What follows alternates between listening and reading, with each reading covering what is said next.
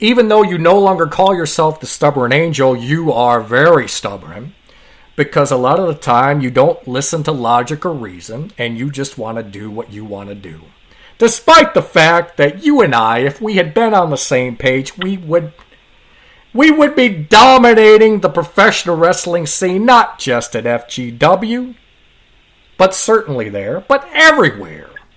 Unstoppable. The amount of power, unfathomable.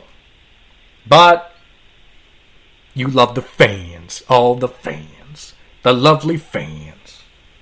And your 5 most wanted crew, which we'll talk more about later. But so you ended up getting placed into a match with, people didn't realize it at that point, but I did. You were put into a match with my client, the Prophet of Pain, Amos, who was supposed to face Bad Attitude Brian Beach. Do you remember that? Very clearly. We were not pleased. We were not pleased because we had a plan for Mr. Beach, and we had a plan for that absolute scumbag Ripper Blackheart, who I still have some unfinished business with. But you somehow got inserted into that match. And, well, we had to modify the plan a little bit. But we still took care of things. So, first off, I just want to say I'm sorry for whacking you with my camera. I did do it on purpose, but it wasn't anything personal. It was kind of just wrong place, wrong time. So, we'll start there. I'm sorry. I'm sorry for that particular situation. It was just bad timing. You shouldn't have been there. It should have been Brian Beach. But, que sera, sera.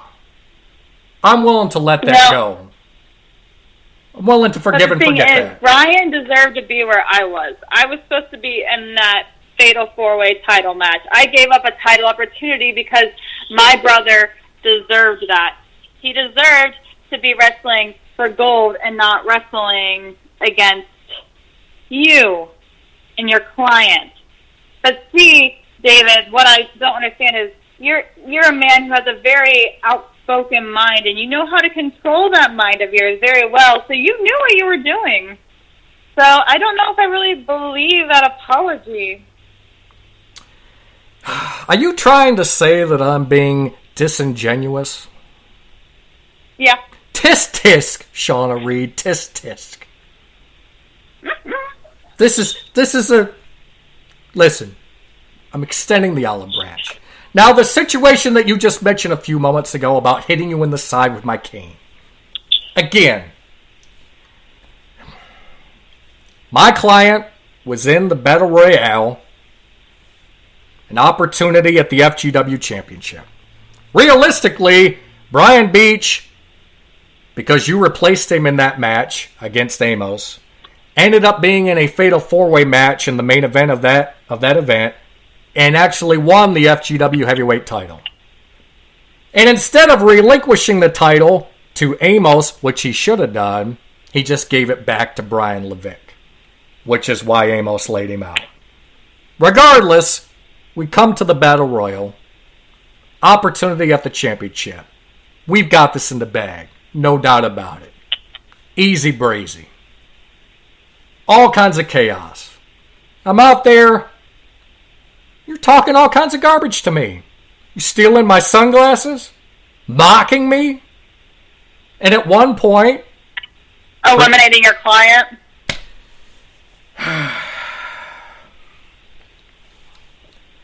The canvas was slick. It was wet. And obviously Amos slipped somehow. Ended up getting eliminated. I don't know how it happened. It wasn't Amos.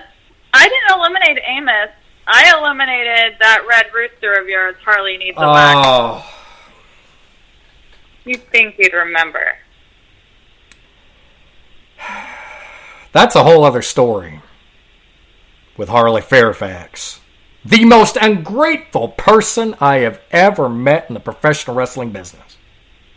That is something we can both agree on. I've got, she and I have some things to discuss. But regardless, she was supposed to be the backup, the insurance policy to make sure that Amos won that particular battle royal. Obviously, either shoelaces were untied or Matt was slick.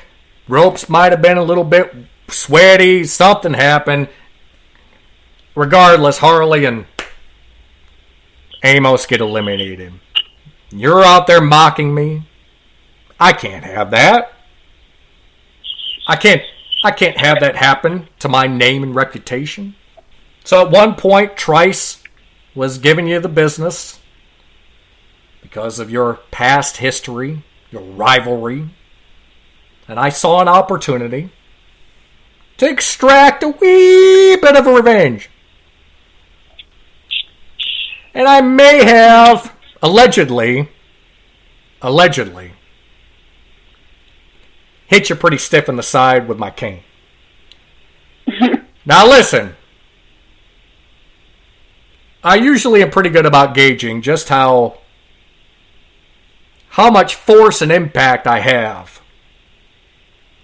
with the tool that I use to defend myself, my cane. Because the wild, wacky world of professional wrestling, a lot of dangerous individuals, including you. I have to make sure that I'm protected. I'm not a wrestler. I'm a thinker. I'm a strategist. I'm an advocate. I'm not a wrestler. So I have to make sure that I'm protected. So on this occasion, due to being prompted by your mocking, your tomfoolery, I let things get a little out of control. And rather than just sending you a message, I may have got you a little, as they say in the biz, a little stiff. And you know what? Even though, at that point, and still now, I can't stand you. Though I am trying to mend fences and let bygones be bygones. Because we've had a lovely conversation today. But I apologized. I apologized to you, and it was sincere. And if you want to hear it again, fine. Here it is. For everybody, for the world to hear. Here on Radio Dark. I am sorry that I slightly misjudged the ferocity of the strike of my cane to your side. To your hip bone. Because I have clocked some people with that cane, let me tell you. But I have to admit that when that cane bounced off your hip bone, even I was concerned. And I'm the one that whacked you with it. So, I'm sorry. That's a genuine sorry. That's a genuine sorry, Shawna Reed. I hear you, David. I hear you. Well, for you to have the gall to say that my apologies are disingenuous, are not truthful or factual. That was a very heartwarming, sincere, kind apology. And I think anyone with even the most remotely decent-sized heart beating in their chest after hearing that would know that was a sincere apology. I bet so. You guess so. Oh, boy. Well, listen, after all of that, I tried to convince you to stop with all these shenanigans, to stop fighting against the grain, to come home, to finally come home to Darkness Worldwide, the place that understands you the best. And I still stand behind that. because I understand the layers of the onion, the different levels of the cycle that lives inside your mind. I've actually gone to places with you purposely because I know that side of you exists. And I can appreciate that. And it's all the more reason why I had a plan, a master plan, to absolutely take full control of Future Great Wrestling. With you as the centerpiece. And we were well on our way. And then Amos, still a little sore about the whole putting herself in the match that he was supposed to face Brian Beach in, decides to go against my wishes and ends up brutally attacking you. Again, I didn't know anything about it. I've told you that. I told Cody-Hawk that. I told the FGW fan base that. They don't want to believe me. I don't care. I'm telling the truth. I didn't know anything about it. And if you go back and watch the episodes of Shockwave when I confronted Scotty Amos about it, then you would know that I'm telling it like it is. I didn't know anything about it.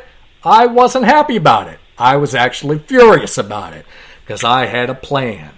And when I have a plan, I like to see that plan come to fruition because I know that my plans are infallible, but he decided to take it upon himself to throw a major monkey wrench into my plans and attacked you, putting you in the hospital, causing the injury and a surgery. So, here's what I'd like to know from you, Shawna Reed. Why? Why did you, after all of that, you come back, and of all the people you align yourself with Amos, was it simply to get at me? Or was there something bigger in mind? Because, again, I didn't order the hit on you. I actually had plans for you. Big plans. Really big plans. That's no way to treat a friend, Shawna Reed. That's no way to treat your good, close friend, yours truly, David Barnabas Spector. Well, getting hit with a cane doesn't really sound like a really good close friend, but we've already discussed that. But back to your question, before I was so rudely interrupted, David Barnabas Spector. Now, see, it's kind of funny because over the years, all these people have had plans for me. So going back from this surgery, I was finally going to be like, you know what, I'm done going by what plans people have for me, and I'm going to go by the plans that Shawna Reed has for herself, David. And I had that, little personal vendetta against you, against Harley. And, the whole thing with Cody. Cody definitely did come up with the whole, get inside, take apart your little faction, Darkness Worldwide. But Cody and Ripper Blackheart, let us not leave out the biggest pain in my backside, right, Ripper Blackheart. So Ripper Blackheart also had a hand in that. Anyways, I don't speak that name right now. But anyways, but what I had, this whole little plan in my system, like I said before in the interview, that I'm always going to be one step ahead of you. You've already had, you have something to go back on.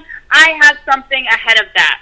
You have another plan to go against that. I'm already ahead of you. But what I wasn't expecting was Scotty. I wasn't expecting to be taken out by Scotty one day after leaving practice. I'll actually take responsibility for that because I should have been more aware of my surroundings and been on my A game consistently. I knew you and your minions were walking around there. But I wasn't expecting to actually respect and care genuinely for Amos.